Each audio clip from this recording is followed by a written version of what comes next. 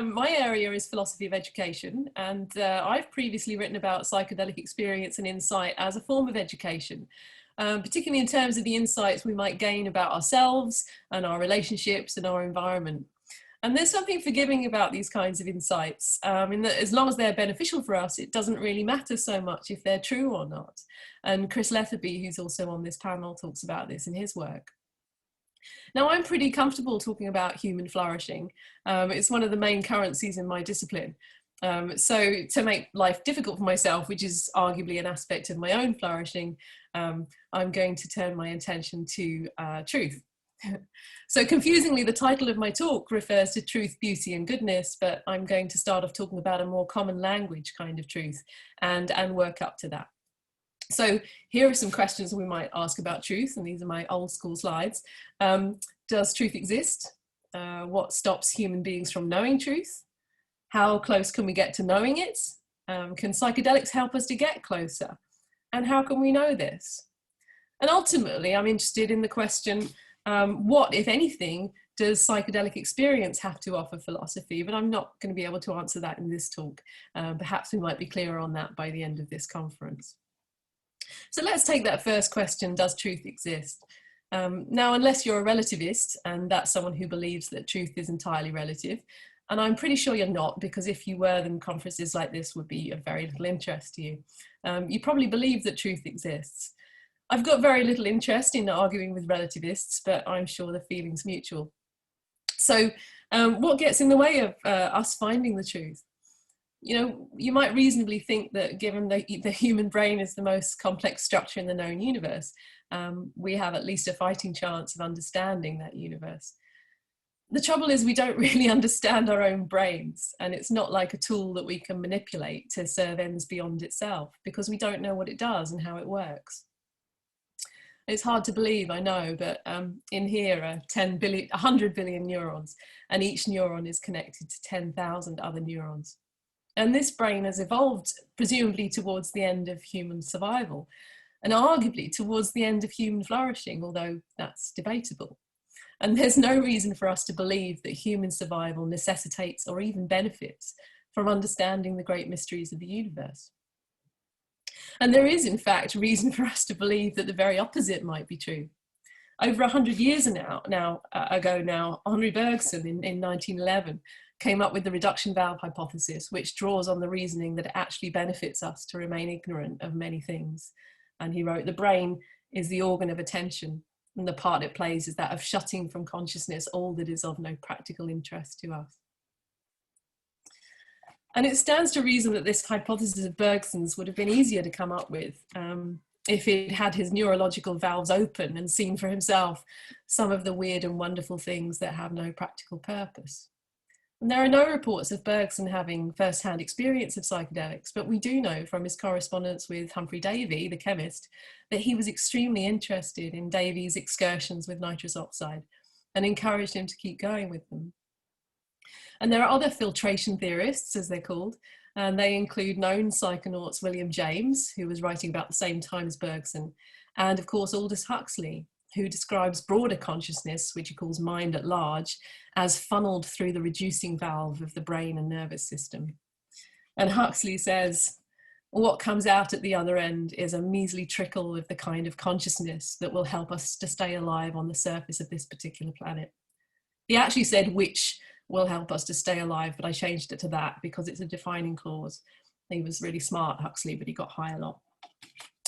And this theory has some support from modern neuroimaging techniques, because blood flow has been shown to decrease in several key areas of the brain under the influence of LSD.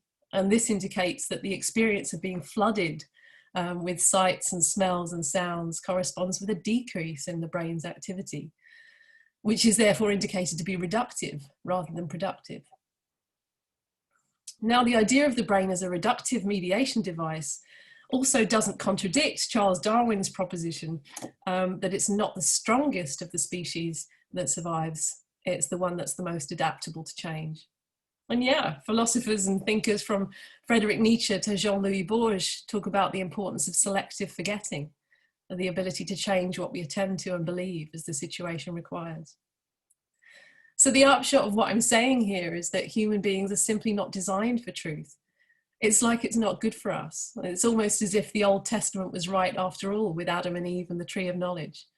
Not the bit about Eve being made from Adam's rib, but that's obviously patriarchal nonsense, but the general principle. But you know, we're here for the epistemology panel, and we want to know what everything means, and we want to know the truth. So let's carry on talking about psychedelics. What can they do and what can't they do for our search for truth? And what are their limitations? And what principles do we need to bring to a philosophy of psychedelics? Now, one of my own favourite philosophers is a German philosopher called Hans-Georg Gadamer, and he talks about consciousness being historical. By that, he means that all interpretive events rest on prior interpretations. Gadamer has quite a special personal history. He lived throughout the whole of the last century, and he stayed in Germany during the war, quietly teaching about the ancient Greeks, while being as subversive as he could get away with, which really wasn't much in Nazi Germany, as you can imagine. But he saw a lot, and it seems that he did a lot of emotional work, trying to understand different points of view, because that's what his philosophy is about. It's a philosophy of understanding and interpretation. So yeah, all interpretive events rest on prior interpretations. Now, what would this mean for how we conceptualize psychedelic experience? It means that psychedelic experience is yet another interpretive event that rests on non-psychedelic foundational interpretations. Whether we understand psychedelics as a provider of additional content or as a lessening of this reduction valve, our personal historical foundations, they percolate through that experience. We might even conceive the process of growing up and becoming an adult as a kind of hardening of the brain, like a hardening of the arteries, which isn't a hardening as such, like the perishing of a rubber hose. It's the sedimentation of layers of deposits. And even if we conceive of psychedelics as having the capacity to strip away one or two of these underlying layers of interpretation, the contextual factors that we've built up around ourselves, the ones that support or might have contributed to the sedimentation of these layers, they're still there when we come back. A month on cholesterol reducing margarine isn't going to do anything with a daily routine of cigarettes and bacon.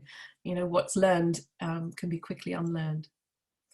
And in education theory, we use the term threshold concept to describe a kind of learning that's irreversible and integrative. So an example would be scale or gravity. And threshold concepts can change values and attitudes. Many manual skills are irreversible in a different way. You know, they become internalized into muscle memory, like riding a bike or painting your nails. And perhaps in contrast, psychedelic insights can feel really epiphanic in the moment, but in many cases, what's being learned is as easily forgotten as something like long division. Integration takes repetition and lots of sober practice, maybe a lifetime of it. And corresponding with this, we see the ritual use of psychedelics seen more commonly outside industrial society. You know, we might have an experience of complete ego death or turning into a golden sofa, and it doesn't mean that we've actually been reborn. And as philosophers, lovers of truth and wisdom, we have a duty to interrogate the biases and the assumptions we hold about the world, and to not allow ourselves to be bewitched by an illusion that we can escape ourselves and reach something approaching objective knowledge. And what does it mean to interrogate our biases and assumptions? And where do we start with that? I guess the difficulty in even starting for many people is that we're only likely to if we perceive that our current mode isn't working for us. So let's use myself as an example. I'm a Christian. I wasn't brought up a Christian, and I feel that my faith works for me and for the people around me. So, for example, it helps me to deal with life's disappointments. It helps me to be altruistic, to go with the flow, and to keep a largely sunny disposition. And it lends me drive and creativity. It's what makes sense to me. And you might know that Roland Griffiths of the team working on psychedelic therapies at Johns Hopkins University in the States found that those who rated their psychedelic experience as mystical or spiritual had significantly better therapeutic outcomes. So it seems that faith is good for us, at least in a therapeutic context. It certainly seems to work for me. So I have a personal interest in maintaining those beliefs. and an interest in critiquing philosophies that are explicitly atheistic. And I think it's absolutely necessary for us as philosophers to surface these personal interests, even if it undermines our work, maybe especially if it undermines it, because it shows that we're taking a rigorous approach. Now, some of you will remember Brian McGee, the Schopenhauer scholar and public figure who did a great deal to popularize philosophy, in the UK especially, through his radio and TV series in the 70s and 80s. And Brian was a firm atheist. He believed that one day we'll understand the great mysteries like consciousness and free will and the experience of music and art, that it's just a matter of time. But at the same time, his writing conveys such a sense of wonder and awe at these things. I've always found that a curious mix, like recognizing the value of the inexplicable and wanting to explain it at the same time. So I actually went to see Brian in his nursing home a few months before he died, and I asked him if he'd ever taken drugs. And predictably, he said he hadn't. And he actually got quite exercised about it, to the point where he sounded quite irritated with me. And that was odd, because most people find me completely charming. And he insisted that drugs have nothing to teach us, that the experience they create is an illusion, and we'd do best to reason without them. And he then refused the homemade lemon drizzle cake I'd brought, probably because he thought I'd slipped something funky in it. Now, they do say you should never meet your heroes, and I left Oxford that day feeling more than a bit disgruntled. But ultimately, it was that meeting with Brian McGee that planted a seed of skepticism in my mind about psychedelics and their capacity to bring us closer to truth. And I wanted to explore that skepticism. Another philosopher I want to bring in here is Daniel Dennett.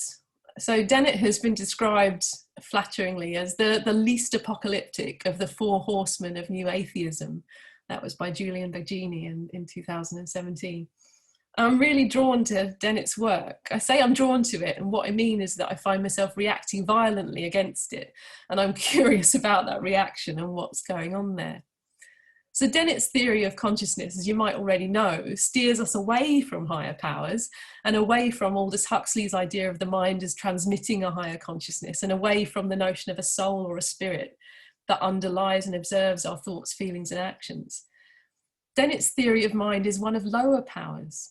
It envisages lots of little stupid people working our cognitive machinery and creating this illusion of consciousness. And unsurprisingly, like Brian McGee, Dennett is an atheist. So I'm thinking, does he lack direct experience of what he's denying in the form of a mystical or spiritual experience? Or is it a matter of how he interprets those experiences? And I wonder, as I often do when I read philosophers, whether Dan Dennett has taken psychedelics, and if he has, what he made of the experience. Now, I found a potential clue in his magnum opus, Consciousness Explained, where after claiming that Thomas Nagel was wrong and that we might in fact know quite a bit about what it's like to be a bat, and for the very reason that we aren't bats, we can't prove that our imagines aren't correct. And Dennett says, somewhat tantalizingly, I also can't prove that mushrooms could not be intergalactic spaceships spying on us. Now, why does Dennett pick up on the notion of mushrooms as harbingers of higher consciousness to be objects of his ridicule? It's quite a gentle kind of ridicule. Is he an experienced skeptic? And has he received one too many letters from people like us saying, hey, Dan, take some mushrooms, man? And possibly it's just a coincidence, I don't know. So Dennett has developed and argued his position really well over several decades. But what are the personal interests at play in his philosophy? Only he can answer that. There are a lot of contextual factors shoring up his stance. So he's on the advisory board for the Secular Coalition for America, for a start. And crucially, his career is built on an idea. And there's a real vulnerability in that. Those of you who are building a career on the promise of psychedelic philosophy being a thing, either for greater job security or because it's a way of getting paid for doing what you love, will appreciate that vulnerability and that attachment. You know, me, I'm a philosopher of education and I have a steady teaching job that I enjoy that's completely unrelated to psychedelics. So it's no problem for me personally to drip a little skepticism on the notion that psychedelics can change the course of philosophy. And you should probably bear that in mind and take what I'm saying here with a liberal pinch of salt. Now, what if we think about Aldous Huxley's background and his biases and his personal interests? Being a Gadamerian, I try to steer clear of psychologizing people, especially not when they can't possibly answer back. But something that seems apparent to me in Huxley's work and the writing of others like William James, for example, is a leaning, a bias towards a convergence of beauty, truth, and goodness. So yeah, good, beauty, truth. Very simple one, that one. It's there in Brave New World for Huxley, with the dilemma between truth and beauty on the one hand and stability on the other. And for Huxley, good clearly aligns with the former rather than the latter. And also, it's interestingly been creeping into modern science. There's a very sensible sounding philosopher of science called Sabine Hossenfelder, who blames the stagnation of the discipline of physics on a cognitive bias towards elegant theories. Now, sometimes beautiful theories do turn out to be right. And it's worth noting that Francis Crick and James Watson were said to be microdosing LSD when they saw the double helix in the X-rays of DNA. But, you know, if the discipline of physics is stagnating because of this, then this is possibly an issue. But what does this mean, the convergence of beauty, truth, and goodness? Now, for that, we need to go back to Plato and Grecian physics. So in Book 7 of the Republic, Plato considered the good to be the universal principle, the self-sufficient source of all being and the irreducible essence of reality. And truth is the conduit, the means by which the good is communicated to the human mind. Now, it's hard to separate those two, and yeah, it should be. We could say that good is the essence and truth is the delivery. And beauty is what pulls us towards it. And beauty awakens eros and provides us with an allure, a momentum, a kind of gravitational pull towards the true and the good. It unites us with the divine source of life. In order for something to be truly beautiful, it must by definition draw you to the good and the true. So that's actually what I mean when I talk about a convergent cognitive bias. It's a foundational belief in the divine source of life.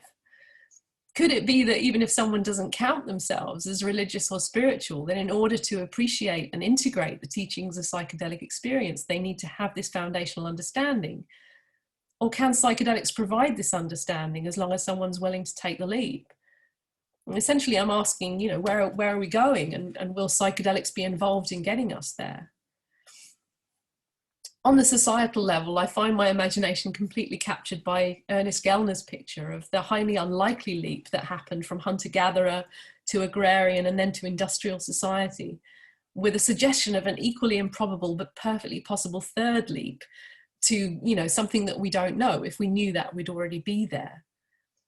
And a core aspect of Gadamer's philosophy is the assumption that we're all becoming ourselves. It's a kind of backwards logic that makes sense unless perhaps you subscribe to theories of multiple universes. Spinoza was alluding to something similar in his concept of conatus, like the acorn containing the blueprint for the oak tree. What we end up is what we're supposed to be. Of course, who or what is doing the supposing is a theological question. And even through the simple example of the acorn, we also appreciate that environmental factors have a huge part to play in the process of becoming. And specifically on the individual level, Galen Strawson has an interesting thing to say about personal change. He defines S factors as experiences we seek out that have the potential to change us in unpredictable ways, you know, like a deliberate curveball. Now, Strawson doesn't believe in free will. He's a hard determinist. So he maintains that our tendency or our willingness to curveball ourselves is already determined by factors that are laid down in our histories and biologies. So let's wrap up here. Philosophy relies on philosophers, and philosophers can't be anything other than who they are, with their layers of interpretation, their biologies and histories, our biases, our assumptions, our prejudices, our self-interests, and our openness to, or, you know, our susceptibility to psychedelics and psychedelic experience. And whatever transpires, we can only become ourselves. But do you, the psychedelic philosophers, position ourselves as environmental factors whose role in the matrix is to cajole and persuade the others to scramble their minds? This question invokes the ethics of persuasion, which again requires that we examine our personal interests. Is it okay to deny others' interests to further your own? And Daniel Dennett himself observes, in agreement with the team from Johns Hopkins, that the way we think about consciousness changes the quality of your consciousness and hence the quality of your life. He says, since consciousness, unlike earthquakes and diseases, is constituted by the beliefs you have about it, changing what you think changes the phenomenon itself. Philosophy changes lives, and as Spider-Man says, with great power comes great responsibility. Now this conference is focused on discussion, and it's your views on these questions I've been throwing out that I'm interested in hearing. So I'll just recap on my first slide there, and I think I finished fairly swiftly in about 20 minutes. So that was a quick listen for you all.